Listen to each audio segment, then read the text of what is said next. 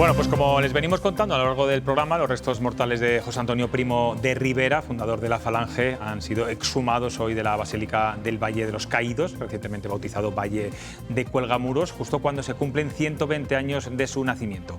Vamos a hablar de este asunto y del constante trabajo que realizan muchas asociaciones que buscan fosas comunes para recuperar los cuerpos de las víctimas represaliadas durante la Guerra Civil, con Julio del Olmo, el expresidente de la Asociación para la Recuperación de la Memoria Histórica, en este caso de Valladolid. ¿Qué tal? Buenas noches. La de Primo de Rivera pues ha sido una exhumación, como decíamos, discreta, más discreta que la de Franco, por expreso deseo además de la familia. Ustedes dicen que tanto la salida de los restos de Franco como de Primo de Rivera es un blanqueamiento para tapar esta injusticia histórica. ¿Por qué dicen eso? Sí, de alguna manera, no. En este país se ha producido y se produce una cuestión de justicia con las víctimas tremenda, ¿no? Es decir, no es posible que cuando nosotros se instaura la democracia estén en las cunetas más de 100.000 personas y esta democracia, y hablo de todo el elenco de los partidos políticos, no estoy hablando de una parte, lo que se decide es dejar a esas víctimas en las cunetas, olvidarlas, tanto las víctimas, las razones de su muerte, quiénes eran, es decir, absolutamente todo. Y hemos tenido que ser las asociaciones de familiares de víctimas, ¿no?, las que hemos tenido que buscarles. Y lo seguimos haciendo, es decir, nosotros recibimos ayudas y en ocasiones ayudas importantísimas desde el punto de vista económico, pero la iniciativa, la investigación, el peso, la exhumación recae estrictamente en asociaciones como esta de Valladolid, RMH de Valladolid, y de hecho todas las búsquedas de desaparecidos, todas las fosas que se han abierto, las hemos realizado precisamente esta asociación de familiares de víctimas. En cualquier caso, ¿prefieren ustedes una exhumación sin estridencias como la de hoy? Sobre todo comparada con la de Franco, que además se retransmitió en directo, había ministros del gobierno. Esto, lo preguntaba antes en la mesa, ¿de alguna forma normaliza este tipo de situaciones? Bueno, yo creo que lo importante es que personas que o bien han participado directamente en el golpe de Estado, en la sublevación, o bien participaron en la trama para el golpe de Estado, no es lógico que estén en lugares preeminentes o de ensalzamiento. Luego ya es opinable si la forma en que se hizo lo del dictador Franco, ahora de José Antonio, es la más correcta. Personalmente, tal como se hizo lo de Franco, a mí no me gustó nada. En este caso, además, con el consenso de la familia. ¿Qué futuro cree que debía tener el Valle de Cuelgamuros? Bueno, el futuro yo creo que debe ser un lugar de memoria. En nuestra opinión, hablo de RMH Valladolid porque hay opiniones contrarias, creemos que no debe ser destruido en modo alguno y lo que debe es ser un lugar donde realmente a las generaciones venideras se les explique, ¿no?, de la manera más objetiva, más veraz posible, qué es lo que sucedió en España durante un periodo de tiempo, ¿no?, de nuestra historia. Y yo creo que eso es la resignificación que debe tener ese lugar. Y luego, como es un lugar donde contiene y va a seguir conteniendo miles de restos humanos de personas, la mayoría, recordemos, víctimas de la represión, curiosamente, y eso es porque los familiares de las víctimas del lado sublevado, en muy pocos casos quisieron llevar allí a los suyos, por eso lo que hicieron fue extraer fosas comunes que se encontraban. Entonces, bueno, eso hay que significarlo. Señor del Olmo, ¿cuántas fosas comunes han abierto ustedes, al menos en la provincia de Valladolid? ¿Cuántos restos de represaliados han conseguido identificar? ¿Y cuántas fosas quedan todavía por conseguir abrir? Sí, nosotros hemos abierto un total de 41 fosas y hemos recuperado a fecha de hoy 700 personas. Aquí la cuestión es que, digamos, hemos vivido dos momentos. 32 de estas fosas eran fosas muy pequeñas, con 4, con 5, 6 personas, de tal manera que sabíamos lo que íbamos a encontrar. Entonces era muy fácil identificar a todas esas personas porque nosotros actuamos, si un familiar, un grupo de familiares nos pide la búsqueda de sus desaparecidos, realizamos la investigación y se intenta localizar la fosa. A veces la encontramos, a veces no. Hemos encontrado tantas sí como tantas no. Y cuando se encuentra, como digo, no ha habido sorpresas. Buscábamos a 7 personas, hemos encontrado a 7 personas. Las personas tienen distintas edades, distintas características y ya con el análisis antropológico forense era suficiente para identificar. Y esta labor importantísima, ustedes les hacen, haya o no, ayudas económicas institucionales. Sí, esa es y no paran cuando de repente bueno, un gobierno, un ayuntamiento, quien sea, decide frenar por motivos dispares. Sí, de hecho, de estas 41 fosas, el 9 hemos recibido ayudas económicas importantes del Ayuntamiento de Valladolid, de la Junta de Castilla y León y del Gobierno de España. En las otras 32 se han abierto exclusivamente con voluntarios. Y además, en estas últimas que hemos abierto y donde hemos recibido ayudas, han sido unas ayudas muy agradecidas porque aquí nos hemos encontrado con esa otra parte que comentaba antes. Ahora hemos encontrado grandes fosas comunes. Dese cuenta que en el cementerio del Carmen ya hemos encontrado a fecha de hoy 386 personas. Es la gran fosa, digamos. Son muchas fosas. Su asociación, que mucha gente no lo sabrá, está conformada bueno, pues por familiares de represaliados. Me gustaría que nos explicara cómo es el trabajo desde que se abre una fosa, que creo que es muy meticuloso porque se lleva como si fuera un yacimiento arqueológico. Esto no es cuestión de coger una pala y empezar a sacar tierra. Y los trabajos de investigación posteriores, ¿cómo son? Sí, bueno, esta asociación no se dedica solamente a la búsqueda de los desaparecidos, sino que al tiempo realiza una investigación, es decir, quiénes eran, por qué fueron ellos los asesinados, qué razones había, quiénes eran, qué representaban en la sociedad de aquel momento. Por lo tanto, nosotros la investigación es en todo tipo de archivos, entrevistas a familiares. Archivos militares, me imagino, en muchos casos, ¿no? Todo tipo de archivos civiles, la Chancillería, todo tipo de archivos. Los archivos militares, ya que lo citas, han sido fundamentales para nosotros, porque precisamente es una información que nos ha permitido conocer en un gran número las razones de la muerte de esas personas, la personalidad de esas personas y como estamos acostumbrados... Y hablamos, señor del Olmo, de ambos bandos, ¿no? Entendámonos, nosotros somos ARMH Valladolid, investigamos Valladolid y su provincia. En Valladolid no hubo frentes de guerra, en Valladolid no hubo guerra, en Valladolid, y precisamente este libro que he traído hoy aquí, sí que había una población con ganas de resistir, pero por una serie de circunstancias no pudieron resistir. Por lo tanto, tampoco prácticamente hubo oposición a la sublevación. Por lo tanto, lo que se vivió en Valladolid y su provincia fue represión. De hecho, cuando se abre la causa general, que es la causa que los sublevados abren para conocer el número de víctimas del terror rojo, ¿no? Para Valladolid, ellos, doy su cifra, dan 9 personas. Su cifra, 9 personas. Nuestra investigación alcanza más de 2.600 personas. Por lo tanto, hay una descompensación. Sí que hemos investigado, y eso para nosotros ha sido importante, el número de soldados que, movilizados por el ejército sublevado, mueren en los frentes. Porque de alguna manera, no vamos a comparar víctimas, pero de alguna manera un chico que está en su casa con su trabajo de agricultor, de zapatero, de lo que sea, y es llamado a filas producto de una sublevación, no hay ninguna invasión, es una sublevación militar. Esas personas, si no hubieran sido movidos por estos sublevados, desde luego hubieran continuado su vida en sus casas y por lo tanto también les hemos investigado y les tenemos contabilizados.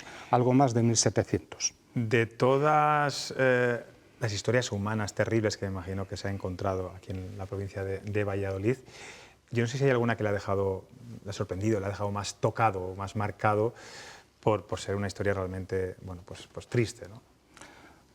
Voy a hablar de 3 casos, muy brevemente. El primero fue la primera exhumación que abrimos. Como arqueólogo has abierto muchísimas fosas, pero a los que intervinimos nos cambió a todos. ¿Por qué? Tú no estás viendo ahí un romano, a un hombre, yo qué sé, del Paleolítico o de la Edad del Bronce, ¿no? Estás viendo un hombre del que tiene su fotografía, donde están delante sus hijos, donde conoce su historia, incluso te dicen cuál fue su última ingesta, y su última ingesta la encuentras en el estómago. Entonces eso nos cambia a todos. Ahí ya no estás en un momento histórico de lejanía, sino que es un momento presente con mucha carga emotiva y emocional, ¿no? El segundo caso ha sido en Medina del Campo, a 35 metros de profundidad. Hemos encontrado a un chico de 18 años y a otro chico que tenía 24 o 25 años abrazados. Es decir, después de caer 35 metros siguen abrazados. ¿Y cómo es posible? ¿No? Eso es posible porque cuando se produce una muerte traumática, ¿no? Como es que te den varios disparos, el rigor mortis se puede producir de forma instantánea, ¿no? Y en segundo lugar, claro, te está hablando de la escena del crimen. Estos jóvenes estaban abrazados cuando alguien con unos fusiles les da varios disparos y después les arroja a 35 metros de profundidad. Y el tercer caso, muy brevemente, en Velilla, aquí en Valladolid, asesinaron en el mismo momento a un padre y dos hijos y el enterrador, en mitad del campo estoy hablando, y el enterrador colocó al padre en el medio, a cada uno de los hijos a su lado y colocó cada una de sus manos sobre una mano de los hijos. Entonces, y vuelvo a lo mismo, tiene su historia, en esa exhumación estuvieron hermanos de estas dos personas, claro, eso no... ¿En su caso particular? Yo en mi familia no tengo desaparecidos. Ajá. Sí que tengo, por ejemplo, un familiar que era comandante del Ejército Español, que estaba de comandante en Santander, se libró de que le fusilaran gracias a que participó, digamos, en la salvación del obispo de Santander, pero eso no evitó que pasara 5 años en la cárcel y que le dejaran salir para morir en casa. Por cierto, ha sido muy comentada esta semana, a raíz del discurso póstumo de Fernando Sánchez Dragó, que leyó su hija en los premios Castilla y León. Él desvelaba, lo escribió de su puño y letra, lamentablemente no pudo leerle porque falleció días antes, que estuvo buscando a su padre, que era periodista, murió en el año 36, incluso... Bueno, se hizo una prueba de ADN, apoyado por otra periodista que le quiso ayudar en esta lucha. Dice que la Asociación por la Memoria Histórica, cuando recurrió a ellos, le dijo que como Fernando Sánchez Dragó es una persona, le leo textualmente lo que decía en su discurso, incómoda para la asociación, eso frena cualquier iniciativa que lo implique. ¿Eso es habitual que alguien...? No sé quién contestaría eso, desde luego ese no hubiera sido nuestro caso, eso está claro. Es decir, ni hubiera sido nuestro caso si estuviéramos en un lugar donde hubiera otro tipo de víctimas, ¿no? Hubiera sido exactamente igual. Bueno, pues daría con un funcionario un poco hueso, a lo mejor. No, si habla de una asociación, no... Bueno, él hablaba de un funcionario que a través de la asociación, del ministerio... Decir, bueno. No. Y de hecho, quiero decir que, bueno, hay que saber que antes de finalizar la guerra ya hubo una serie de decretos por parte del gobierno sublevado en el cual se obligaba a que cualquier sitio que fuera conocido donde hubiera sepulturas de los suyos fuera considerado cementerio, de tal manera que ese lugar fuera preservado para sacar. Yo en mi familia también tengo el caso de un hermano de mi padre, Alfredo Provisional, que una vez terminada la guerra, en menos de 4 meses su cuerpo le tenemos en el cementerio. Bueno, Sánchez Dragó decía que su última voluntad sería que recuperaran a su padre, que le enterraran con él y que ese abrazo que no se pudieran dar nunca porque no se conocieron. Se abrazaran los huesos, decía. Claro, hay que entender que en el ciclo vital de las personas, o sea, cuando tú tienes un desaparecido, esa es una herida que nunca se cierra. Entonces no podemos llevar tantos años diciendo que esto es pasado, cuando incluso a fecha de hoy no, todavía quedan gente, claro, hijos vivos. Lo que se ha pretendido es que murieran todos esos familiares y por lo tanto, finalizo esto como comencé, este país ha hecho un gran ejercicio de injusticia humana. Luego tenemos las otras justicias, histórica, política o demás, pero de justicia humana la justicia ha sido tremenda. Estamos un poco con la cebada al rabo. Uno de los compromisos del pacto de investidura en Castilla y León entre PP y Vox era el de sustituir el decreto de memoria histórica por el decreto de concordia, una exigencia de Juan García Gallardo, que es verdad que no acaba de cristalizar. No sé si ustedes saben algo de estas negociaciones, si avanzan o no avanzan. En cualquier caso, ¿cómo les afectaría, si es que les afecta? Bien, ahora mismo y lo que hay, Por lo tanto, poco más se puede comentar. ¿Y qué ocurriría? Quiero decir, si la Junta de Castilla y León toma una actitud, digamos, más pasiva o más negativa, nosotros en nuestros trabajos seguimos trabajando igual. Como bien he dicho, la mayor parte de nuestro trabajo se ha realizado con voluntarios. Nosotros no dependemos de financiación para hacerlo. ¿Qué ocurre? Que si tenemos financiación tardamos un mes y si no la tenemos tardamos 6, pero se hace. Tengo aquí a 3 tertulianos que han hablado ya bastante antes, en este caso de la exhumación de José Antonio Primo de Rivera, pero que también le van a hacer alguna pregunta. Tomás. Sí, buenas noches. Cuenta usted cosas muy tristes, como es una guerra civil donde mueren muchas personas, la mayor parte inocentes, de los dos bandos. Una posguerra terrible, que la sufrimos todos los españoles, en primera y segunda generación. Todos tenemos víctimas. En mi familia también hay algún muerto.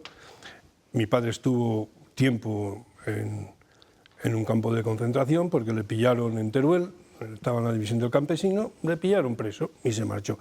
A mi tío le condenaron a muerte, le indultaron y le desterraron de por vida.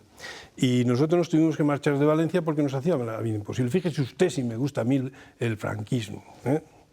No me gusta en absoluto. Tampoco me gustan muchas actitudes de después.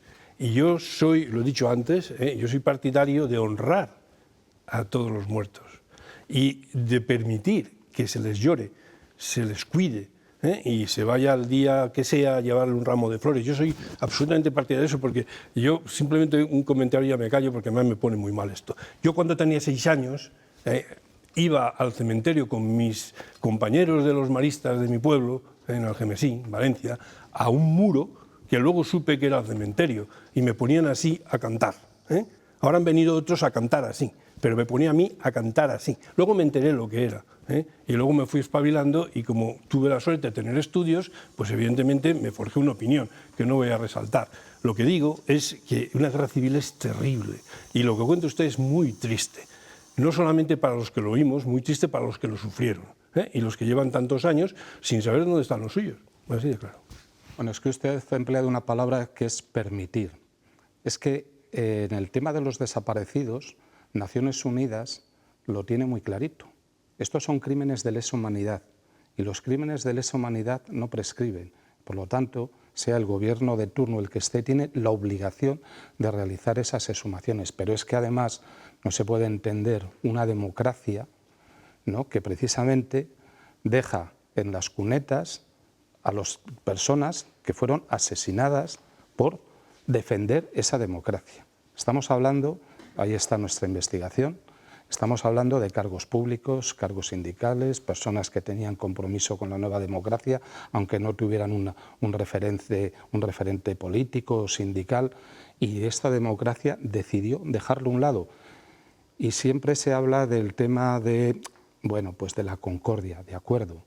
Uno se sienta en la mesa, ¿no?, y pone sobre la mesa lo que hay y al final cada uno llega a un entente.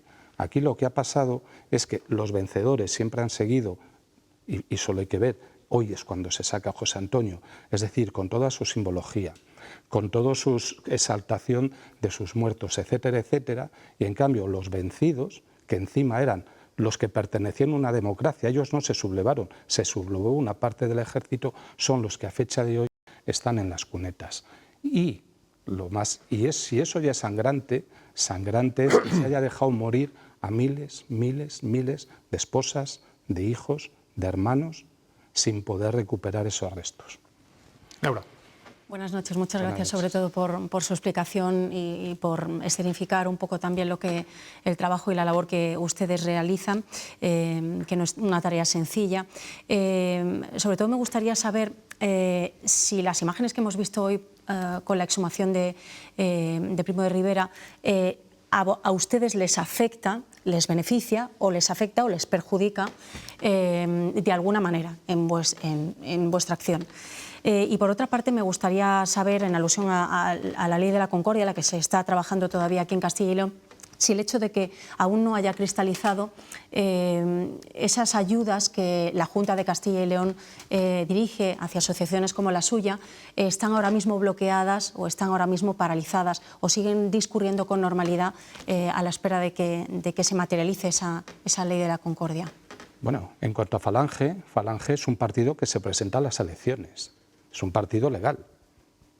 Una incongruencia que en una democracia un partido que participó de forma activa en la trama y en la sublevación sea legal, pero es legal. Por lo tanto, nada tenemos que decir de estos falangistas que están en todo su derecho, ¿no?, quiero decir, a estar allí, ¿no?, y a defender a su líder, porque es un partido legal. No estamos hablando de otra cosa que de un partido legal.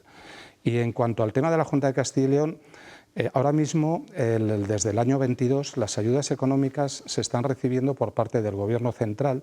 Lo que pasa es que es una fórmula en la cual el Gobierno central pone el dinero, pero es la Junta de Castilla y León la que realiza todo el tema, digamos, de tramitación administrativa y demás, y eso es lo que está realizando.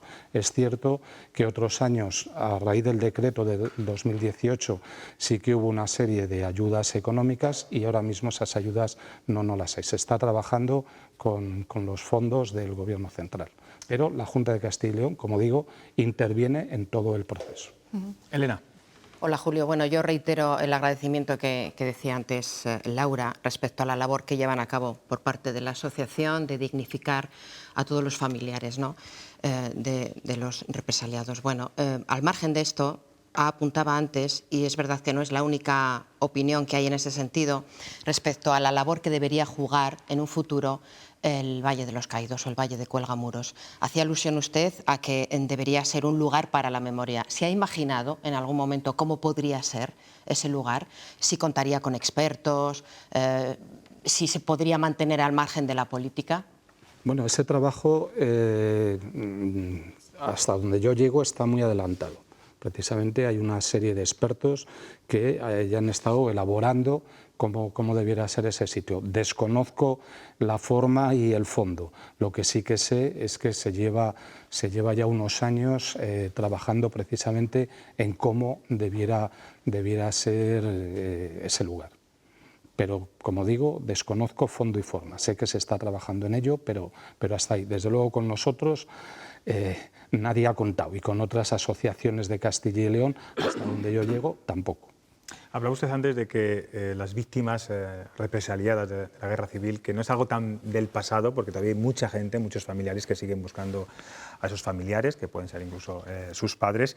Mucha gente piensa que lo que está ocurriendo políticamente es todo lo contrario, que tenemos como muy presente la guerra civil políticamente, sin embargo, hechos también terribles, como es todo lo que hizo la banda terrorista ETA, se está blanqueando y se está olvidando. ¿Qué le parece cuando escucha este tipo de opiniones? Bueno, lógicamente quien está de alguna manera apoyando aquel conflicto de la sublevación tiene que argumentar. No es cierto que las víctimas de ETA o de otros grupos como el Grapo estén olvidadas, para nada. Sus familias, las familias de estas personas que han sido asesinadas, siempre han estado recogidas, siempre han estado ayudadas, siempre han estado reconocidos. Y es fácil verlo. Quiero decir que yo puedo negar que es de día, pero la realidad no es esa. En cambio, estas otras víctimas jamás, quiero decir, sus familiares ni fueron reconocidos, se les dio aquellas ayudas a las viudas, que en realidad era su derecho por ser viuda. O sea, no se le indemnizó de ninguna manera. Y luego a los que estuvieron presos en la cárcel, fue los que estuvieron presos en la cárcel con juicio y que estuvieron más de 3 años. Cuando hubo miles y miles de personas que estuvieron a lo mejor 2 años o 2 años y medio. Y considerar que esos no eran represaliados, pues fíjate. ¿En qué fosa están trabajando en estos momentos? ¿O está usted? Nosotros ahora estamos todavía en el cementerio del Carmen. Ahora mismo hay una fosa, la tercera fosa que estábamos abriendo, no es una fosa de represaliados, eso es lo que hemos podido comprobar.